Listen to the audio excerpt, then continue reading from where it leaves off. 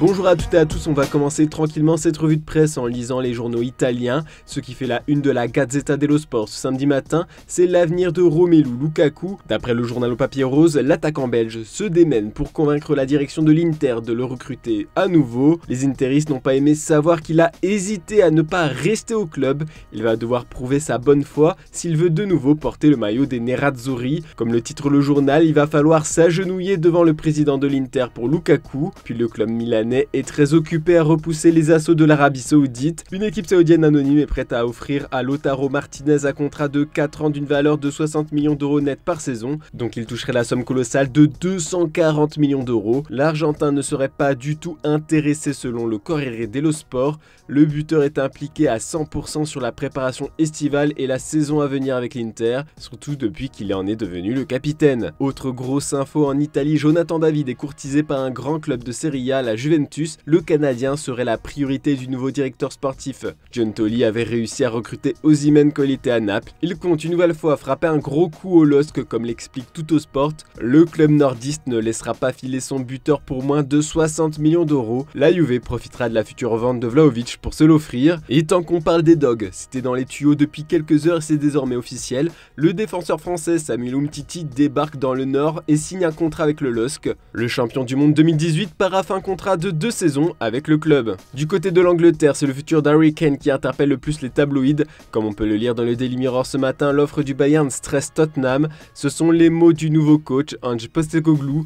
Il a admis en conférence de presse qu'il est difficile pour lui de faire une bonne préparation en ne sachant pas à 100% si le buteur vedette des Spurs va rester ou pas, car il devra changer ses plans s'il prend la direction de Munich. En plus, d'après The Times, le Bayern prévoit de faire une troisième offre pour l'attaquant anglais Harry Kane, histoire de mettre encore plus la pression au club anglais. Les Munichois sont très confiants pour ce transfert, le joueur veut jouer en Bavière. Pour être bien complet sur l'actu de l'autre côté de la Manche et du Rhin selon Sky Sport Germany, le Bayern s'intéresserait à Fabinho si son transfert à Al Ittihad ne se concrétise pas. Le milieu de terrain brésilien plaît énormément à Thomas Tuchel qui veut en faire un titulaire avec le champion d'Allemagne. On va feuilleter la presse française maintenant, ce qui fait la une de tous les quotidiens du sud du pays, ce sont les larmes de Dimitri Payet. Comme on vous l'a rapporté hier dans notre JT, le meneur de jeu va quitter l'OM. Pendant la conférence de presse organisée hier, le joueur et le président Pablo Longoria étaient très émus. Les deux hommes n'ont pas pu cacher leurs émotions, mais ce n'est pas un adieu, seulement un à bientôt, comme l'a souligné le président marseillais. Dimitri Payet ne compte pas raccrocher les crampons et il se murmure que Rennes serait intéressé, tout comme des clubs saoudiens et turcs. Dans la foulée, le club phocéen a officialisé l'arrivée de Pierre-Emerick Aubameyang qui a été libéré par Chelsea. Gros coup de l'OM sur le mercato. L'ancien Barcelonais a paraphé un bail dont la durée n'a pas filtré, mais qui devrait être de 3 ans après avoir satisfait à la visite médicale. C'est son grand retour en Ligue 1 10 ans après son départ de l'AS Saint-Etienne. Mais ce qui fait surtout les gros titres ce matin, c'est une fois encore le feuilleton Kylian Mbappé. Après la rencontre amicale face au Havre ce vendredi, le club de la capitale a averti le joueur qu'il ne se rendra pas au Japon pour poursuivre la tournée estivale avec ses coéquipiers. Il ne figure pas dans le groupe annoncé par le club de la capitale ce vendredi. Le PSG soupçonne son numéro 7 de s'être mis secrètement d'accord avec le Real Madrid pour partir libre en fin de saison.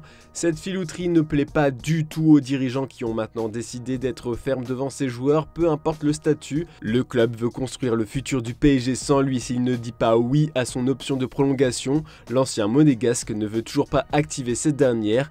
Par conséquent, il rejoint le groupe des indésirables du PSG. Selon nos informations, le gouvernement saoudien a commencé les démarches pour faire venir Kylian Mbappé en Arabie Saoudite. Après l'échec Lionel Messi, ces derniers tentent en effet de placer le génie français du côté d'Al Hilal. Face à la pression mise par le PSG sur l'attaquant de 24 ans, il pourrait bien être obligé de s'exiler pendant 1 an pour jouer avant de partir. Selon les informations de l'équipe, Paris attend le 31 juillet prochain, date à laquelle se lève son option de prolongation pour officiellement déclarer Kylian Mbappé comme transférable. Mais pour la presse espagnole, il est déjà sur cette liste des transferts. Mbappé officiellement en vente, c'est le titre de Marca ce matin. Pour le journal, tous les chemins mènent le français vers le Santiago Bernabéu. Les dirigeants du Real savent maintenant que le temps presse et qu'il va falloir passer à l'attaque. Sinon, le PSG pourrait vendre Mbappé à un autre club, ce qui serait vu comme un terrible échec et une démonstration de faiblesse en Espagne. Selon les informations de Vie Athlétique, les dirigeants prévoient déjà de le vendre pour plus de 100 millions d'euros. Pour le journal AS, cette annonce de la part du club parisien reste une grosse surprise car il a pris part au match amical contre le Havre. Mbappé reste un joueur de classe mondiale, c'est difficile de concevoir qu'un club puisse le mettre sur le banc pendant un an.